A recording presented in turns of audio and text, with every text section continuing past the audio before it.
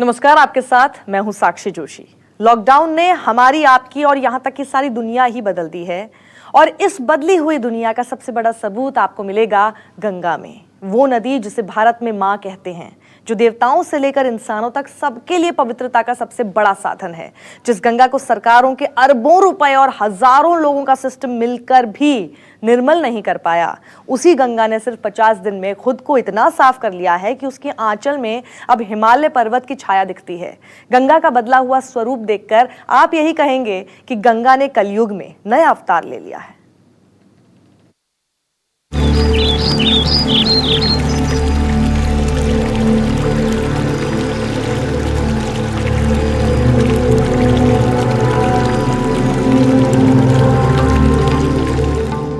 गंगा ने कलयुग में नया अवतार ले लिया।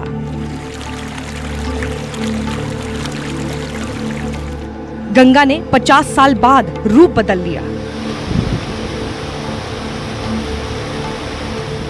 जीवनदायिनी गंगा ने 50 दिन में चमत्कार कर दिया।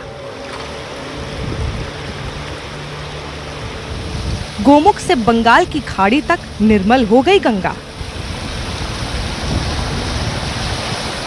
गंगा ने देश के अरबों रुपए बचा दिए। कलयुग में पहली बार नई गंगा के दर्शन कीजिए। इस वक्त आपके सामने गंगा का जो रंग है वो आपने शायद ही पहले देखा हो। कल कल करती गंगा की ये आवाज सिर्फ अविरल धारा का बहाव नहीं, बल्कि पतित पावनी के दिल की आवाज भी है। गंगा के इस शोर में आपको उसकी मुस्कान नजर आएगी।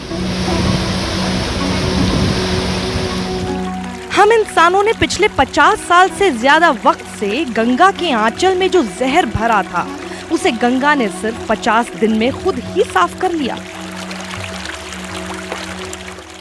अब गंगा मैली नहीं है। अब गंगा के पानी में खतरनाक प्रदूषण नहीं है। अब गंगा सच में निर्मल है।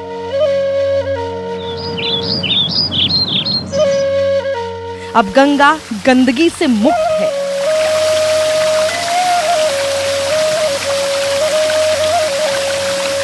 गंगा अब जाकर सही मायनों में अविरल है।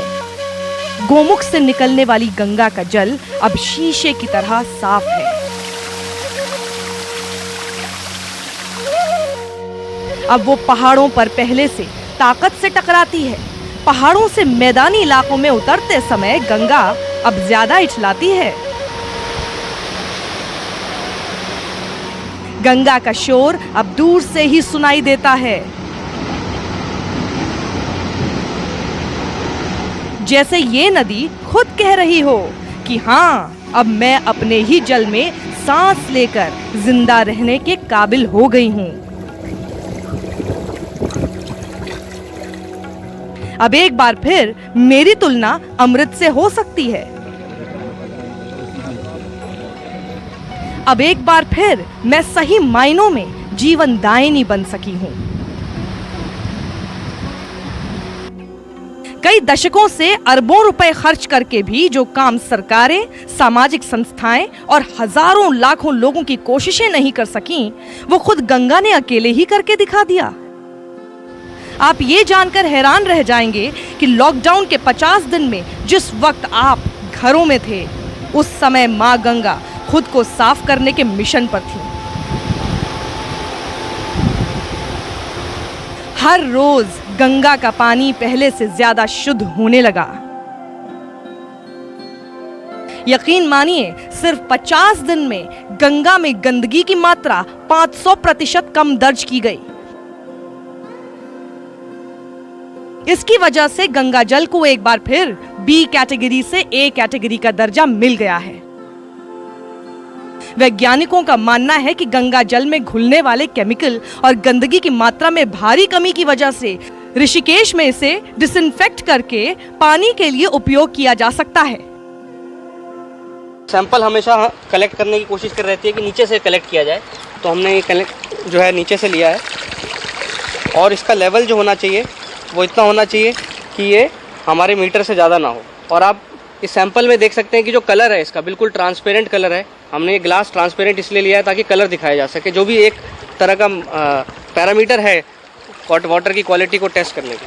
अब हम TDS की ये मशीन इसमें डाल के देखेंगे कि TDS की वैल्यू कितनी आ रही है। तो मैं अपने कैमरामैन से कहूँगा कि आप को ज़रा जूम करके बताएं कि TDS कितना आ रहा है। तो इसमें TDS जो है इस समय 72 के आसपास आ रहा है, 73 72 के आसपास है। ये TDS जनरली RO वाटर जो हमारे घर में एक्वागार्ड लगा होता है उसमें आता है। तो इतना प्योर जो है इस समय ये पानी का जो है हमारा जो टेस्ट आया है। ये निर्मल गंगा जल देखकर आपके मन में ये सवाल उठ रहा होगा कि इंसान की कोशिशों के बिना ही ये भागीरथ जैसा चमत्कार कैसे हो गया? तो इसका जवाब गंगा जल की तरह साफ है। गंगा जल को निर्मलता के लिए किसी इंसान की जरूरत नहीं।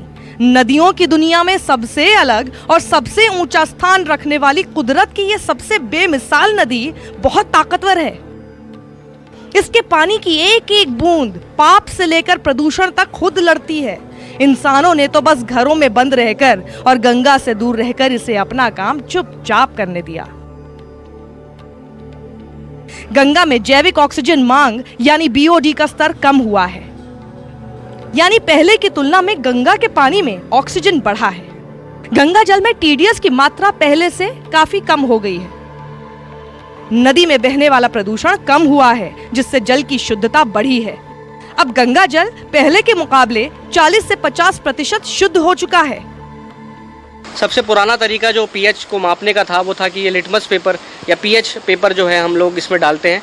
तो ये pH पेपर है जो बताता है कलर के हिसाब से कि कितना pH है। ये हमें अक्सर जो है हम स्कूल या के टाइम पे हम लोग हमें बताया जाता है pH मेजर करने के लिए। तो ये भी हम इसको टेस्ट करके देख रहे हैं कि इसमें जो इसका जो pH पेपर है उसका कलर कितना है।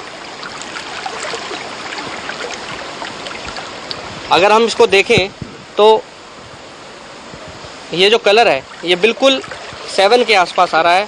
अगर आप इसे मैच करके देखते हैं कि जो 6 और 7 के बीच में जो कलर है वो आप देख सकते हैं कि जो इस पे जो हमारा pH स्केल है जिसमें ये बताया हुआ है कि pH कितना है। तो अगर ये कलर देखें ये 6 और 7 के बीच में आ रहा है, 7 के आसपास जो है ये कलर बता रहा है।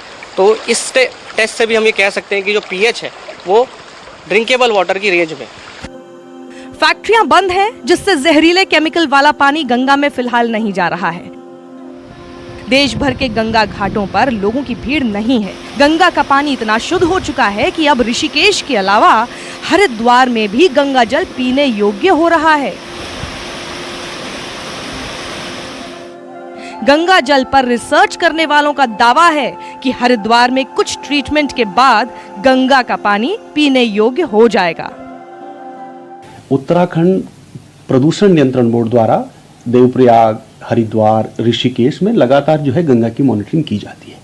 अगर हम मार्च के महीने के डेटा से कंपेयर करें कि मार्च में गंगा की क्या गुणवत्ता थी गंगा के पानी की और अब लॉकडाउन के टाइम पर क्या स्थिति है, तो हमें अगर मैं पर्टिकुलरली हर की पौड़ी की बात करूं, हर की पौड़ी में एक BOD एक टर्म होता है जो पोल्यूशन का लेवल दिखाता है। पर्वतों से निकलकर गंगा जब पहली बार मैदानी इलाकों की धरती पर कदम रखती है तो उसका पहला पड़ाव होता है ऋषिकेश। यहाँ का पानी देश के किसी भी गंगा क्षेत्र से ज्यादा साफ रहता है, लेकिन अब तो जैसे गंगा का रंग रूप यहाँ भी पूरी तरह बदल चुका है। ऋषिकेश में भी इतनी निर्मल गंगा शायद ही किसी ने देखी हो। ऋषिकेश के बाद गंगा का दूसरा और बड़ा पड़ाव धर्म नगरी हरिद्वार है। यहाँ हर की पैड़ी और तमाम घाटों पर लाखों श्रद्धालु आते हैं, लेकिन तब गंगा को मां कहने वाले उसके बच्चे ही से गंदा करते थे। लेकिन अब गंगा अपने लाखों करोड़ों बच्चों को कलयुग में सबसे निर्मल अवतार में दर्शन दे रही है। आज मेरा तो जन्म स्थान ही खैर हरिद्वार है। ये आज पहली बार मेरे को माँ गंगा का इतना साफ स्वरूप देखने को मिल रहा है। कभी आज तक इतनी स्वच्छ निर्मल नहीं देखी। ये लॉकडाउन के चलते कितना माँ गंगा अपने पुराने स्वरूप में वापस लौटती हुई आ रही है। पहले किस तरीके से आपने भी देखा होगा गंगा मैया किस तरीके से दूषित जल चल रहा था, आज आचमन करने योग्य भी है, साफ सुथरा है। आमतौर पर उत्तराखंड के तीर्थ वाले शहरों में अप्रैल, मई और जून में पर्यटकों की भारी भीड़ रहती है, लेकिन लॉकडाउन का सन्नाटा गंगा के लिए वरदान साबित हुआ है। गंगा घाटों पर इंसान की भीड़ नहीं है, फैक्ट्रियां बंद हैं, मंदिर, आश्रम और होटलों पर ताले हैं।